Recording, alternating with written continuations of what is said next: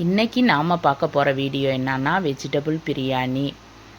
சூப்பராக வந்து நம்ம மட்டன் சிக்கன் எதுவும் போடாட்டியுமே இந்த பிரியாணி வந்து அவ்வளோ ஒரு ருசியாக சாப்பிட்டா பொல பொலன்னு ரொம்ப சாப்பிட்றதுக்கு இதமாக இந்த பிரியாணியை வந்து எப்படி வைக்கிறதுன்னு இந்த வீடியோக்குள்ளே போய் நம்ம பார்க்கலாம் வாங்க. இந்த பிரியாணிக்கு தேவையான எல்லா பொருளுமே எடுத்து தயாராக வச்சுட்டேன்.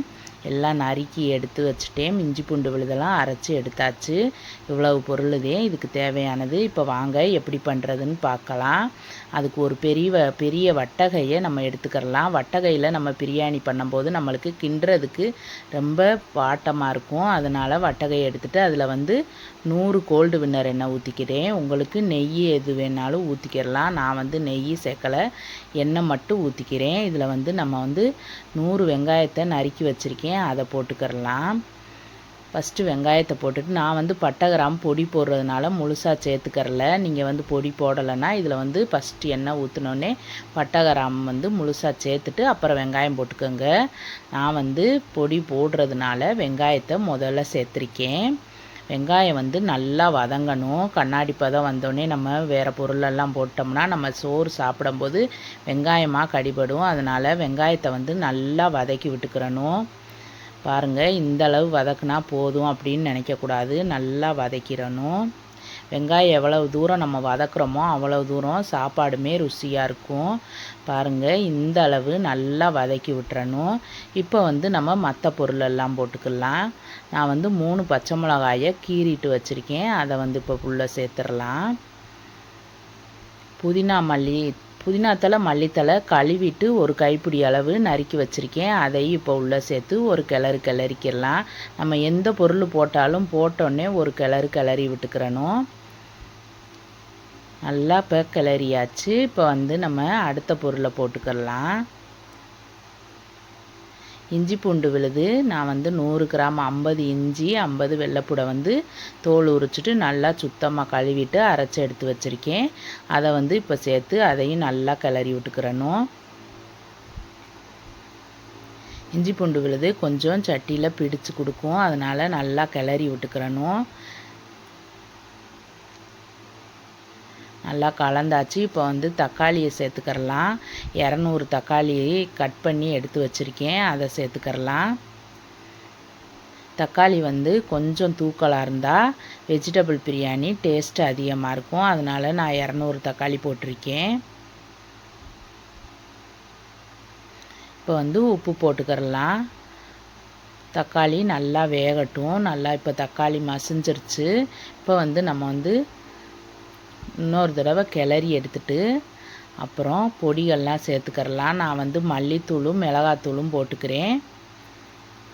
கரெக்டான சம அளவில் 2 தூளுமே போட்டிருக்கேன். கொஞ்சம் உரப்பு அதிகமாக இருக்கும், சாப்பிடும்போது கொஞ்சம் உரப்பு அதிகமாக இருந்தால் நல்லாயிருக்கும். ஏன்னா காய்கள்லாம் போடுறதுனால கொஞ்சம் உரப்பு கூடுதலாக இல்லாட்டி சாப்பாடு வந்து இனிக்கிறாப்பில் தெரியும். அதனால் வெஜிடபிள் பிரியாணி மட்டும் பொதுவாக கொஞ்சம் உரப்பு தூக்கலாக இருக்கணும். இப்போ வந்து காய்கள்லாம் போட்டுக்கிறலாம். நான் வந்து பீன்ஸு, கேரட்டு, காலிஃப்ளவர் போட்டிருக்கேன்.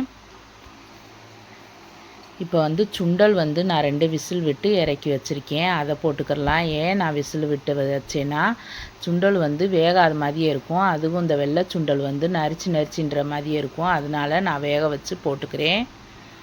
அந்த தண்ணியோடே சேர்த்துக்கிட்டே நம்ம அளவு தண்ணி வைக்கும்போது இந்த தண்ணியை பார்த்து குறைச்சிக்கிறணும். இப்போ இதையும் கிளறி விட்டாச்சு. பட்டை, கிராம்பு, ஏலக்காய் நான் வந்து வீட்டிலே அரைச்சி பொடி பண்ணி வச்சுருக்கேன், அதை வந்து இப்போ சேர்த்துக்கிறலாம்.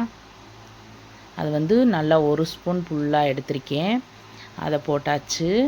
இப்போ அதையுமே ஒரு கிண்டி விட்டுக்கிடலாம். நம்ம எந்த பொருள் போட்டாலும் கிண்டி விடுறது நல்லது. இப்போ வந்து தட்டை போட்டு மூடி வச்சுருவோம். இந்த போட்ட காய்கள்லாம் ஒரு கொதிக்கட்டும். பாருங்கள், நல்லா கொதிச்சிருச்சு. இப்போ வந்து நம்ம தயிரை ஊற்றிக்கிடலாம். நான் வந்து ஒரு பாக்கெட்டு கடையில் வாங்கின தயிர்தே ஊற்றுறேன். ஊற்றி அதையுமே கலந்து விட்டுக்கிறலாம். நல்லா கலந்தாச்சு. இப்போ வந்து அளவு தண்ணி வச்சுக்கிறணும். நான் வந்து வீட்டில் எப்பயும் சாப்பாட்டுக்கு ஆக்கிற அரிசிதே எடுத்திருக்கேன், அதனால் 1க்கு 3ன்னு வைக்கணும்.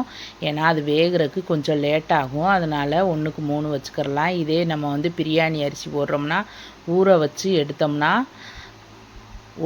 அரைப்படிக்கு வந்து 1 படி தண்ணி வைக்கணும். 1 டம்ளர் அரிசிக்கு 2 டம்ளர் தண்ணி கரெக்டாக வச்சா சோறு வந்து பருக்கையாக இல்லாமல் நல்லா பஞ்சு போல் இருக்கும். இப்போ வந்து நான் சுண்டலில் இருந்த தண்ணியையும் சேர்த்ததுனால 2 நாழி தண்ணியும் அப்புறம் ஒரு அரை நாழி தண்ணியும் வச்சுருக்கேன். அந்த தண்ணியை ஈக்குவல் பண்ணி வச்சுருக்கேன்.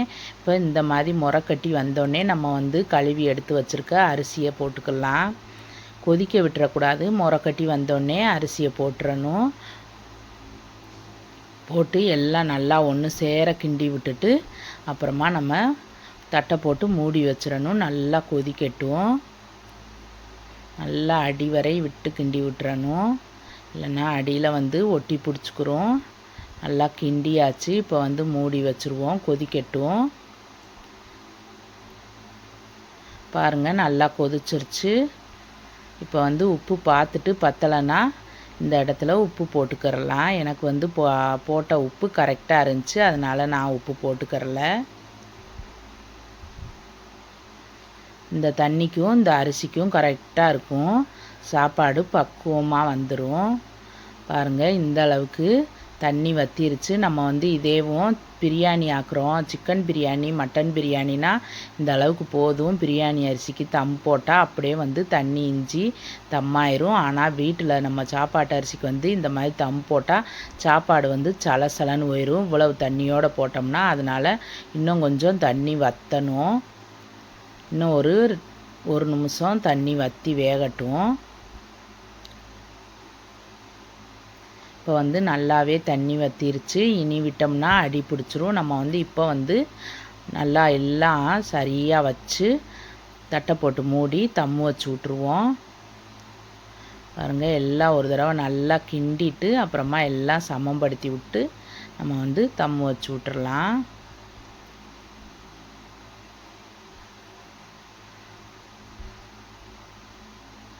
இப்போ வந்து இது தம்மு வச்சு 5 நிமிஷம் அப்படியே இருக்கட்டும். அடுப்பை ஆஃப் பண்ணி விட்டுறலாம்.